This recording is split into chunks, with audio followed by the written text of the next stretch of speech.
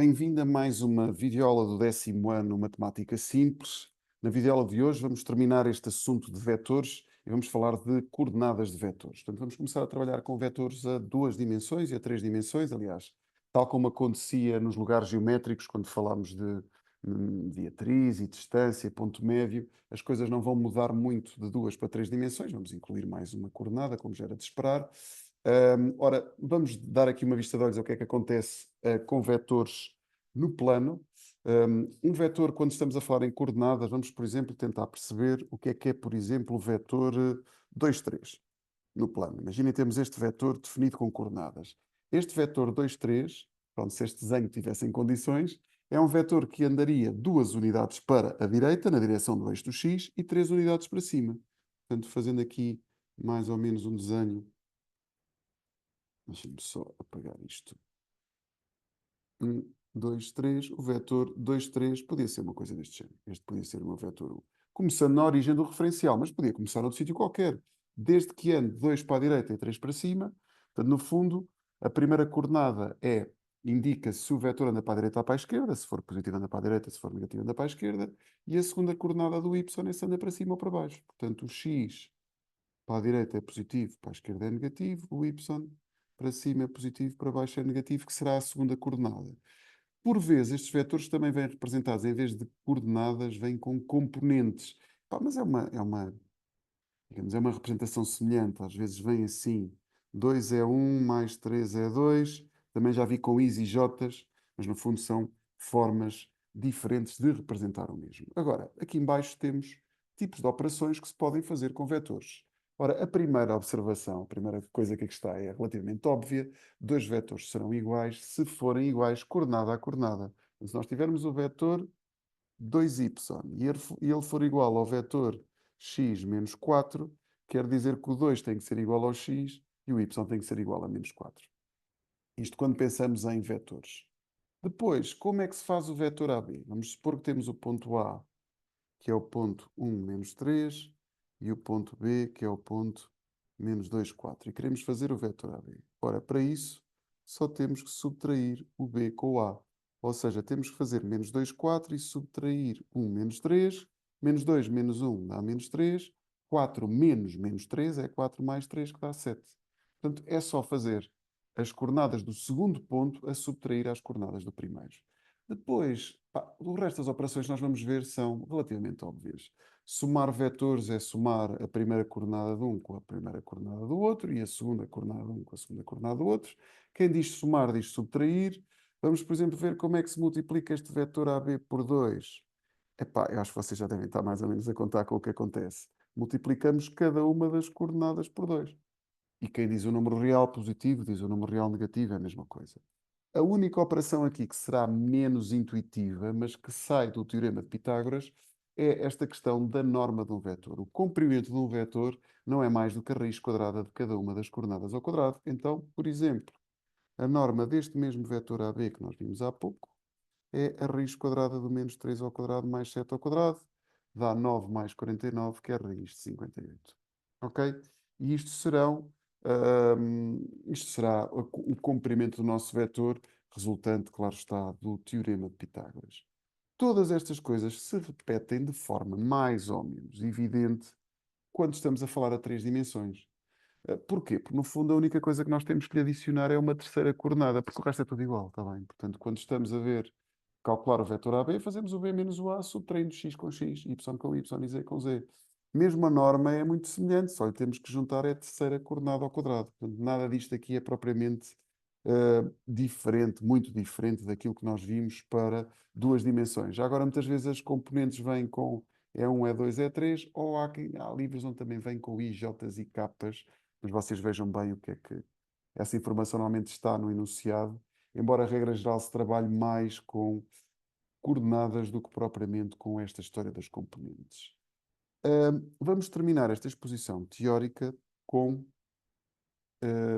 a definição aqui de vetores colineares. Aliás, os vetores colineares já poderiam ter sido introduzidos na aula anterior. Vetores colineares não são mais do que vetores que são paralelos, ou seja, no fundo têm a mesma direção, até podem ter sentidos contrários ou até normas completamente diferentes, mas vetores que sejam paralelos são ditos colineares. Mas em coordenadas, como é que eu vejo se um vetor é paralelo a outro? Basta ver se eles são múltiplos. Há situações em que é relativamente óbvio ver se os vetores são múltiplos. Por exemplo, se tivermos o vetor 1, 1 e o vetor 3, 3, facilmente se vê que o V é igual a 3 vezes 1. Mas isto nem sempre é assim tão óbvio. Então, o que se pode fazer, deixem-me mostrar-vos aqui outro exemplo, deixem-me ter aqui um exemplo diferente. Vamos supor que o vetor U é o vetor menos 4, 10, por exemplo, e o vetor V é o vetor, deixa-me cá inventar aqui uns valores, 6, menos 15. E vamos ver se estes vetores são ou não são múltiplos. Vamos resolver isto com esta fórmula aqui. Vamos ver se o V é igual a k vezes o 1. Ou seja, se o 6 menos 15 é igual a k vezes menos 4, 10. Ou seja, se o 6 menos 15 é igual a menos 4k e a 10k. Eu agora lembram-se há bocadinho termos visto que dois vetores são iguais se o x for igual ao x e o y for igual ao y. Portanto, o 6 tem que ser igual a menos 4k e o menos 15 tem que ser igual a 10k. Quem quiser fazer isto com uma chaveta vai dar a mesma coisa. Passando o menos 4 e o 10 para lá dividir, fico com o k a valer menos 6 sobre 4 e nesta segunda equação o k vai dar menos 15 sobre 10. Que se simplificarmos, vai dar rigorosamente a mesma coisa. Aqui, se dividirmos por 2, vai dar menos 3 meios. Aqui, se dividíssemos por 5, vai dar menos 5 meios. Ou seja, desculpa, menos 3 meios, desculpa. Dividimos por 5 dá menos 3 meios. 15 a dividir por 5 dá 3. Ou seja, estes valores do k são iguais. Quando isto acontece, os vetores são colineares. Caso não aconteça, eles não seriam colineares. Já agora, a três dimensões, íamos ter três capas e era a mesma coisa. Os três capas têm que ser todos iguais, basta que um seja diferente do outro, nem que seja no sinal. Já os vetores não serão colineares. Há uma forma um bocadinho mais rápida de fazer isto, que é no fundo calcular logo o capa, que é dividir y com y e x com x e ver se as coisas são iguais. São esta dica que nós temos aqui. Se dividirmos x com x e y com y dos vetores, a coisa, desde que sejam os valores diferentes de zero, se der a mesma coisa, no fundo estamos a calcular os valores do capa. Vamos só terminar aqui, e nós fizemos isto de propósito na sementa, colocámos aqui um exemplo um bocadinho mais complexo, que é, digamos, exercícios desta parte da matéria. Para mim, aquele que dá um bocadinho mais luta é quando vos pedem um vetor que seja colinear com o outro, ou seja, múltiplo do outro, ou paralelo, mas que tenha uma norma específica. Como é que isto pode ser feito? Primeiro passo. Se nós queremos um vetor colinear com o 2 menos 4, quer dizer que nós podemos considerar esse vetor V como sendo k vezes 2 menos 4. Ou seja, vai ficar 2k menos 4k. Depois, nós queremos que a norma deste vetor seja 10. Não sei se recordam, falámos da norma há pouco. A norma não é mais do que a raiz quadrada de cada uma das coordenadas ao quadrado. Então, igualamos esta expressão a 10 e começamos a simplificar estes valores que aparecem dentro da raiz. 2k tudo ao quadrado dá 4k ao quadrado, menos 4k tudo ao quadrado dá 16k ao quadrado, somando os dois dá a raiz de 20k ao quadrado. Agora, para tirarmos daqui esta raiz, vamos elevar ao quadrado de um lado e do outro cada uma das expressões, assim podemos cortar este quadrado com esta raiz. Cuidado que aqui o 20 não está dentro daquele quadrado, por isso é que não se pode cortar também. Mais vale jogar pelo seguro e levar ao quadrado de um lado e do outro. E ficamos com 20k ao quadrado igual a 100. O k passa para lá, o 20 passa para lá a dividir. K ao quadrado dá 5.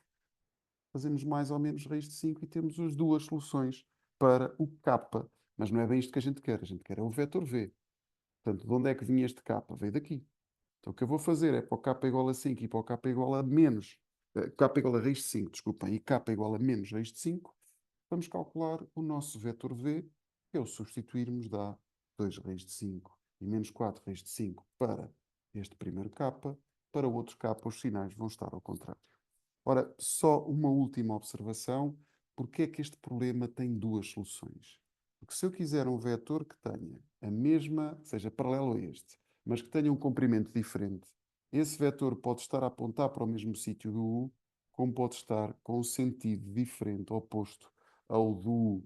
Por isso é que há duas soluções. Às vezes estes exercícios até aparecem eles a dizer mesmo especificamente que se pretende que o sentido seja o mesmo ou que o sentido seja invertido. Portanto, o K positivo mantém o sentido, o K negativo inverte o sentido do nosso vetor. Ok? E com isto terminamos esta parte da matéria de coordenadas de vetores. Não há aqui, com exceção, eu diria que esta questão dos colineares, e especialmente este tipo de exercícios, não é provavelmente uma matéria muito desafiante, mas resolvam alguns exercícios disto, tenham em conta todas estas propriedades e definições associadas aos vetores, e, claro, tenham algum cuidado na resolução dos exercícios em que se pretende um vetor colinear com outro com uma certa norma. Caso queiras colocar alguma questão ou estejas interessado na nossa sebenta, manda mensagem nos nossos vídeos do YouTube. Até breve. Bom estudo!